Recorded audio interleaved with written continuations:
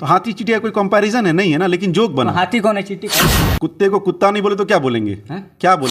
जी हाँ दोस्तों, जैसा कि हम आप सबको बता दें कि खेसारी लाल और पवन सिंह में इस वक्त बहुत बड़ा विवाद चल रहा है। वहीं पर उनके मैनेजर विवेक सिंह ने कहा है कि अगर उनको लगता है कि ये सब हमने उनकी बुराई करने या गलती को लेकर किया है तो ऐसा कुछ नहीं है, क्योंकि अगर कोई स्टेज से चढ़कर बोलेगा मुझे तुझे, तो ये अच्छी बात नहीं है। तो हम आप सबको बता दें कि खेसारी लाल और पवन सिंह का विवाद बढ़ता ही जा रहा है। इस बात को लेकर अब पता नहीं पड़ पा रहा है, क्योंकि कभी कभी खेसारी लाल कहते हैं कि वो मेरे बड़े भाई हैं और वो कहते हैं छोटे भाई हैं, लेकिन फिर भी पता नहीं पड़ता कि भोजपुरी इंडस्ट्री में इतना विवाद क्यों बढ़ता जा रहा है हमारे दोनों भाइयों के बीच। तो हम आप सबको बता दें कि खेसारी लाल और पवन सिंह के बीच उनके मैनेजर ने बहुत बड़ी बड़ी बातें कह दी हैं तो पवन सिंह खेसारी लाल को लेके, लेकिन इस बात का अभी तक खुलासा नहीं हुआ है।